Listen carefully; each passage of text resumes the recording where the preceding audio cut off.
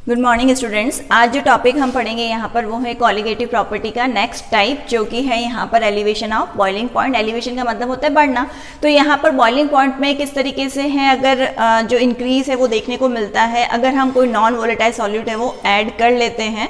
तो वहाँ पर जाने से पहले एक बार छोटा सा पॉइंट है बॉइलिंग पॉइंट, वो हमें पता होना चाहिए, क्योंकि मैक्सिमम बच्चों को जब वाइवा में पूछा जाता है तो उनको यही नहीं पता होता कि बॉइलिंग पॉइंट होता क्या है। तो सबसे पहले वो सिंपली ये बोल देते हैं कि भाई पानी को या किसी भी लिक्विड को जो जिस टेम्परेचर पे गर्म होता है, उबलता है या बॉईल होता है, तो उसी को हम क्या कहते हैं, बॉइलिंग पॉइंट कहते हैं। जबकि ये एग्जैक्ट डेफिनेशन नहीं है। एग्जैक्ट डेफिनेशन ये होगी कि वो टेम्परेचर जिसके ऊपर वेपर प्रेशर है उस पर्टिकुलर लिक्विड का या सॉल्यूशन का एटमॉस्फेरिक प्रेशर के जब इक्वल पहुंच जाता है तो उस टेम्परेचर के ऊपर जाकर वो सॉल्यूशन है वो बॉईल करना शुरू करता है, या वो पर्टिकुलर जो लिक्विड है वो बॉईल करना है वो शुरू करता है। तो वो जो टेम्परेचर है वो कहलाएगा वहां पर बॉइलिंग पॉइंट। ठीक है। फॉर एग्जांपल जैसे पानी का बॉइलिंग पॉइंट सबको पता है कि 100 डिग्री सेल्सियस होता है। अब यहाँ पर कल तक जो हमने पढ़ा था लोअरिंग ऑफ वेपर प्रेशर, वो इसी से ही आगे हमको कोरिलेट है वो करके है चलना है यहाँ पर। तो यहाँ पर क्या होगा कि कल हमने इस तरीके से एक सिस्टम है वो पढ़ा था। सिस्टम के अंदर हमने देखा था कि भाई हमने नॉन वोलेटाइल सॉल्यूट ऐड कर दिया तो वेपर प्रेशर वहां पर क्या हो रहा था, कम हो रहा था। कम क्यों हो रहा था? क्योंकि यहाँ पर जो सरफेस के ऊपर जो मॉलिक्यूल्स हैं जो पहले सारे प्योर सॉल्वेंट में सारे के सारे वेपराइज हो रहे थे, अब वो सारे वेपराइज नहीं हो पा रहे हैं। तो यहाँ पर उसके रिस्पेक्ट में वेपर प्रेशर भी क्या हो गया, कम हो गया। इसको इस तरीके से समझ सकते हो कि अगर पहले जो सरफेस पे 10 मॉलिक्यूल्स थे और 10 मॉलिक्यूल्स ही सारे के सारे वेपर्स की फॉर्म में कन्वर्ट हो रहे थे, तो 10 की मॉलिक्यूल्स की वजह से वेपर प्रेशर एक्सर्ट हो रहा था। अब क्या हुआ, वहां पर 10 में से रह गए 7 ही, तो वहां पर अब सिर्फ 7 मॉलिक्यूल्स ही वेपर्स में कन्वर्ट हो रहे हैं, तो 7 की वजह से ही वहां पर वेपर प्रेशर एक्सर्ट होगा, तो वो क्या हो गया, कम हो गया। डिफरेंस कितना हुआ हम कैसे काउंट कर सकते हैं, 10 - 7 किया तो वो हमको क्या मिल गया, वेपर प्रेशर के अंदर डिफरेंस मिल गया। अब यहाँ पर वेपर प्रेशर कम हो रहा है और इसी से हम अब आगे है उसको बढ़ेंगे, कोरिलेट करेंगे विथ एटमॉस्फेरिक प्रेशर। एक छोटा सा एग्जाम्पल हम ले लेते हैं कि पानी है जो जनरली 100 डिग्री सेल्सियस पे बॉईल होता है, हम सबको पता है। अब उसके अंदर हमने क्या किया, वहां पर सॉल्ट ऐड कर दिया, ये शुगर है वो हमने ऐड कर दिया, जिसको हम सुक्रोज, केमिकल जो नेम है वो सुक्रोज है, वो अगर हमने ऐड कर दिया तो अब क्या होगा, अब वहां पर वो 100 पे बॉईल नहीं हो पाएगा। क्यों नहीं हो पाएगा? रीजन उसका ये है कि उसका वेपर प्रेशर है वो क्या हो चुका है, अब जैसे यहाँ पर ये ग्राफ है, इसको अगर हम पीछे की तरफ लेके जाएं तो इसका वेपर प्रेशर क्या हो गया, कम हो गया। तो इस पर्टिकुलर जो वेपर प्रेशर है इसको एटमॉस्फेरिक प्रेशर के इक्वल पहुंचना है। इधर देखिए, इससे बहुत अच्छे से समझ में आ जाएगा कि ये जो लाइन जो मेरे डॉटेड लाइन बना रखी है वो रिप्रेजेंट कर रही है 1 atm को, मतलब 1 एटमॉस्फेरिक प्रेशर को है रिप्रेजेंट कर रही है, और वी कैन से 1.013 बार को रिप्रेजेंट कर रही है। एक यहां पर पॉइंट है और एक यहां पर पॉइंट है, इनको इसके इक्वल है वो पहुंचना है। तो अगर आप कंपेयर करो कि भाई एक पॉइंट यहाँ पर है और यहाँ पर कोई मतलब जैसे पॉइंट मैंने रख रखा है और इसको इसके इक्वल पहुँचना है और एक इसको इसके इक्वल पहुँचना है, तो जिसकी डिस्टेंस कम होगी वो जल्दी पहुँचेगा, और जिसकी डिस्टेंस यहाँ पर ज़्यादा है वो उसको क्या है, टाइम है वो ज़्यादा लगेगा, ज़्यादा देर तक उसको क्या करना पड़ेगा, बॉयल है वो करना पड़ेगा। सिंपल से अगर किसी का घर वहाँ से 5 किलोमीटर डिस्टेंस पे है तो ये हो गया 5 किलोमीटर वाला और ये हो गया 10 किलोमीटर वाला, तो इसको 10 किलोमीटर वाले को यहाँ तक पहुँचने में अगर हमने दोनों को जो मीन है वो ट्रेवलिंग का मीन है वो एक जैसे ही प्रोवाइड करा रखा है। ऐसा नहीं कि भाई एक को तो आपने साइकिल दे दिया और एक को आपने वहां पर रॉयल एनफील्ड दे दिया, तो दोनों का तो फिर वही है कि वो कवर कर लेगा। तो ऐसा नहीं करना है, दोनों को एक ही तरीके से हम बॉईल कर रहे हैं, नॉर्मल बॉइलिंग हम करवा रहे हैं यहाँ पर। तो यहाँ पर जिसमें हमने शुगर या सॉल्ट हमने ऐड कर रखा है तो उसका वेपर प्रेशर कम हो गया। अब इसको यहाँ तक पहुँचना है तो इसको क्या है, टाइम है वो ज़्यादा लगेगा, जबकि इसको टाइम है वो कम लगेगा। तो अगर हम इसको फाइनली और आगे तक एक्स्ट्रापोलेट करें तो इसके लिए जो हमको यहाँ पर जो टेम्परेचर मिल रहा है वो कितना मिल रहा है, TB मिल रहा है। TB होगा यहाँ पर सॉल्यूशन का बॉइलिंग पॉइंट, और यहाँ पर जो सॉल्वेंट को पीछे एक्स्ट्रापोलेट करें तो ये लाइन यहाँ पर क्रॉस कर रही है, इंटरसेक्ट कर रही है, तो ये हो गया TB नॉट, जो कि सॉल्वेंट के लिए यहाँ पर बॉइलिंग पॉइंट है। अब आप दोनों में डिफरेंस देख सकते हो, ये मतलब जैसे अगर ये अगर 100 पर आ रहे हैं मान लो, तो यहाँ पर ये आपको 100.5 या 100 पॉइंट आगे 1 मतलब आगे ही मिलेगा, आपको ज़्यादा है वो मिलेगा, कभी कम है वो नहीं मिलेगा। क्योंकि देख सकते हो ग्राफ के अंदर ये आगे की तरफ आ रहा है, मतलब इसमें ज़्यादा वैल्यू की तरफ ये यहाँ पर दिखाई दे रहा है। तो इसका मतलब सॉल्यूशन का बॉइलिंग पॉइंट है वो क्या होगा, हमेशा ज़्यादा होगा। दोनों में डिफरेंस को हम कैसे बता सकते हैं, डेल्टा टीबी से। अब डेल्टा टीबी क्या हो जाएगा, जो चीज़ ज़्यादा है उसमें से कम वाली है वो माइनस कर दो, तो टीबी नॉट माइनस क्या हो गया, टीबी हो गया। ये टीबी जो ज़्यादा है वो सॉल्यूशन का बॉइलिंग पॉइंट ज़्यादा है, तो यहाँ पर इसको पहले लिख दिया, और उसमें से जो प्योर सॉल्वेंट है जिसका बॉइलिंग पॉइंट कम है उसको बाद में लिख दिया। तो इस तरीके से हमने क्या किया, इसमें से इसको माइनस कर दिया तो हमें क्या मिल गया, डेल्टा टीबी है वो मिल गया। तो ये हमने यहाँ पर अभी तक देखा कि एलिवेशन क्यों हो रहा है, क्या रीज़न है। तो आपको सिर्फ और सिर्फ ये ध्यान रखना है कि वेपर प्रेशर कम हुआ तो बॉइलिंग पॉइंट है वो क्या हो गया, बढ़ गया। अब एमसीक्यू में किस टाइप से क्वेश्चन है वो आ सकते हैं, और इस बार भी जो बोर्ड का जो पेपर था उसमें भी आया था, तो वहाँ पर आपको ये ध्यान रखना है कि वेपर प्रेशर और बॉइलिंग पॉइंट में क्या रिलेशन। अभी जैसे मैंने बताया कि वेपर प्रेशर डिक्रीज हुआ तो बॉइलिंग पॉइंट क्या हो गया, बढ़ गया।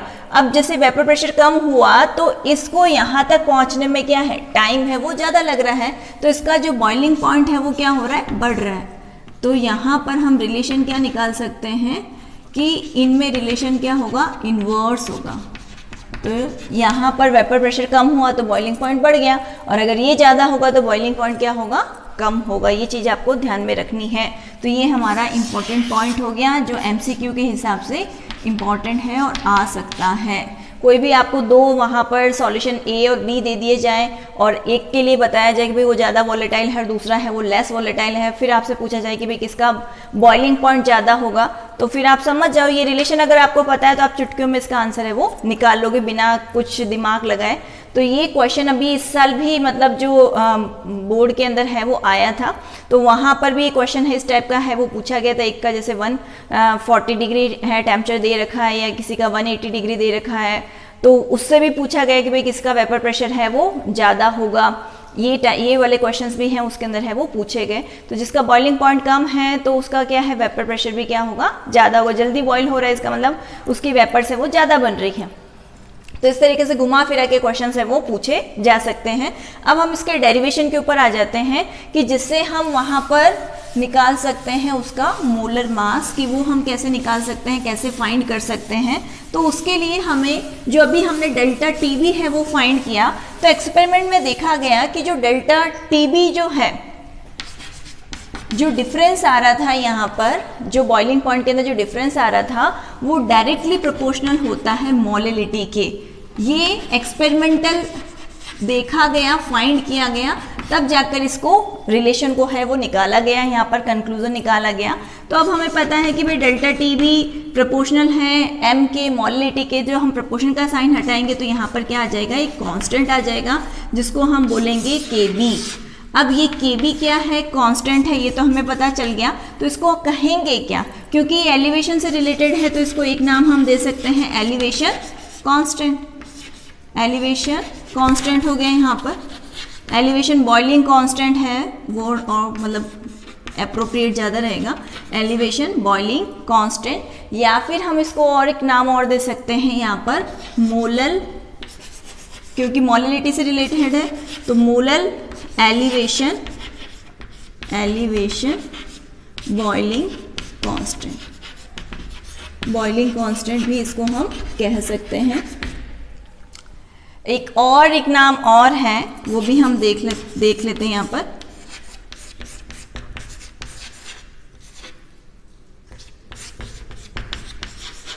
इसका नाम होगा एक और, जो थर्ड नाम है, क्योंकि एग्जाम में किसी भी नाम से है वो पूछा जा सकता है। तो एक जो थर्ड नाम है इबुलियोस्कोपिक कांस्टेंट भी इसको हम बोलते हैं। तो इस तरीके से तीन नाम हो गए, एलिवेशन बॉइलिंग कांस्टेंट भी बोल सकते हैं, मोलल एलिवेशन बॉइलिंग कांस्टेंट भी बोल सकते हैं, या फिर इबुलियोस्कोपिक कांस्टेंट है वो भी हम इसको है वो बोल सकते हैं। तो ये एमसीक्यूज के अंदर जैसे कि मैंने कहा कि भाई पूछे जा सकते हैं, तो हमें पता होना चाहिए इसके बारे में। अब इसके जो डेरिवेशन की जो मैं बात कर रही थी यहाँ पर, तो हम किस तरीके से यहाँ पर पहुँच सकते हैं मोलर मास, अगर हमें सॉल्यूट का फाइंड करने को कहा जाए तो इसी फॉर्मूले को हमें आगे है वो यूज़ करना है। तो delta T B equals to K B into M. अब के बी यहाँ पर क्या है, मोलिलिटी है।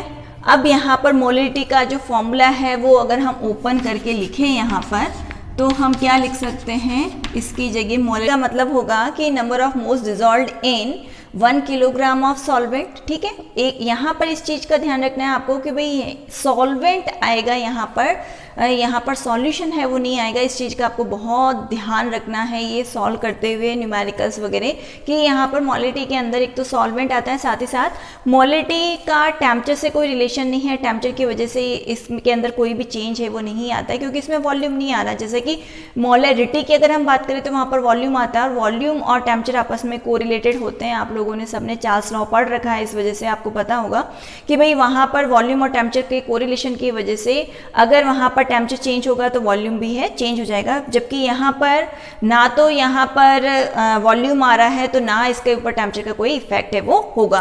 तो अब इसका अगर हम फॉर्मूला अगर यहाँ पर लिखें तो हम क्या लिख सकते हैं, नंबर ऑफ मोल्स को अगर हम ओपन करके लिखें तो क्या हो जाएगा, और वो भी किसके हैं, सॉल्यूट के। तो सॉल्यूट के लिए हमने जैसे WB लिया, number of moles of solute, हम क्या करेंगे, given mass upon molar mass, तो WB अपॉन MB हो गया। अब यहाँ पर अपॉन के अंदर यहाँ पर मैंने कहा कि मास ऑफ सॉल्वेंट आएगा, मास ऑफ सॉल्वेंट आएगा, और ये जो मास है, गिवन मास है, वो एक जो क्वेश्चन है हो सकता है उसमें आपको मतलब है वो गिवन होगा वहाँ पर।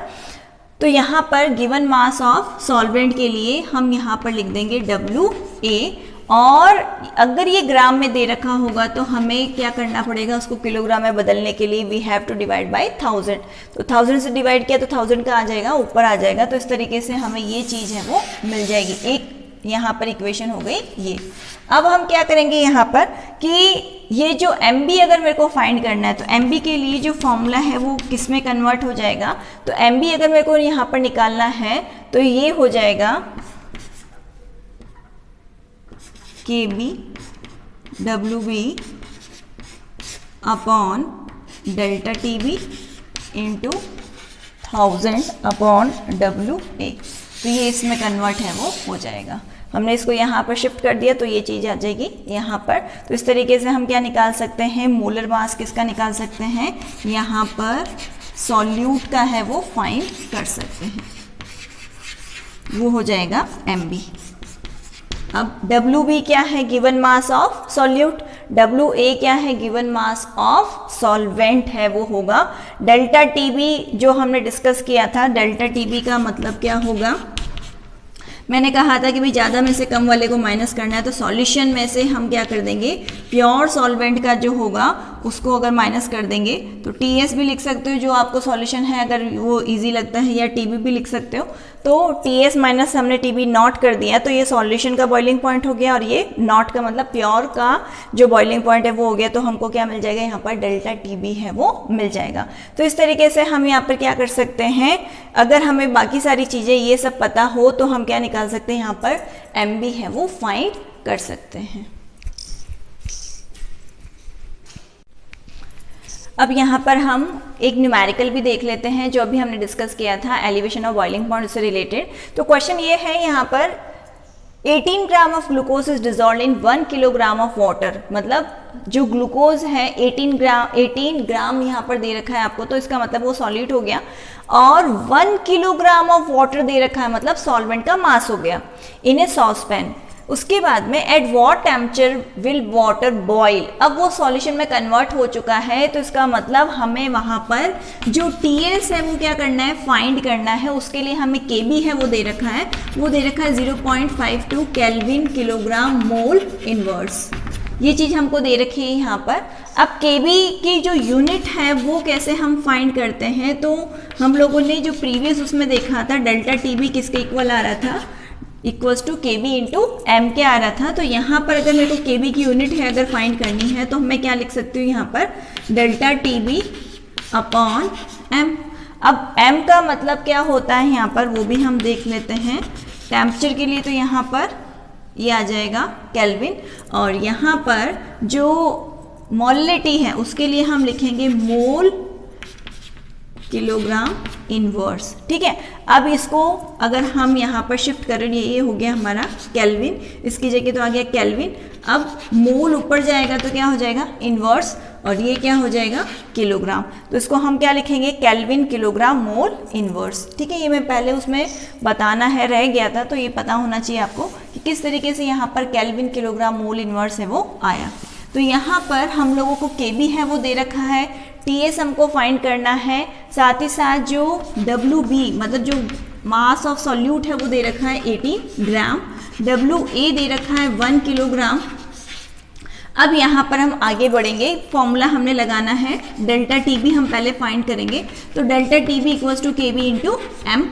अब के बी दे रखा है और m के लिए यहाँ पर हमने लिखा W B upon M B into 1 upon W A. अब यहाँ पर ऑलरेडी किलोग्राम में दे रखा है तो आपको 1000 लिखने की अब यहाँ पर कोई भी ज़रूरत नहीं है।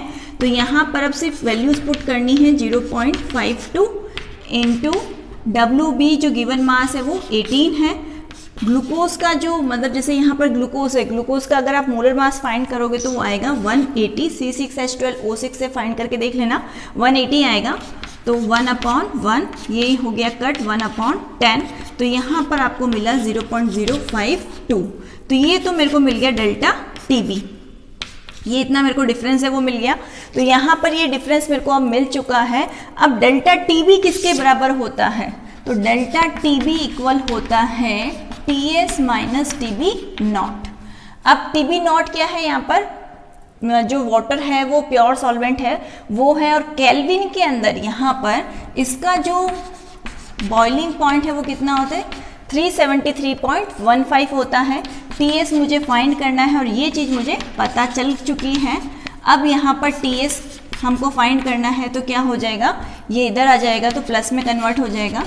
तो ये हो गया प्लस 373.15, दोनों को ऐड करेंगे तो हमें मिल जाएगा 202 केल्विन। तो यहाँ पर जो टीएस मतलब जो सॉल्यूशन का बॉइलिंग पॉइंट है वो इंक्रीज है वो हो चुका है, और वो भी कितने से 0.052 से है वो इंक्रीज है वो हो चुका है। तो यहाँ पर बॉइलिंग पॉइंट अब चेंज होकर आ गया 373.202 केल्विन।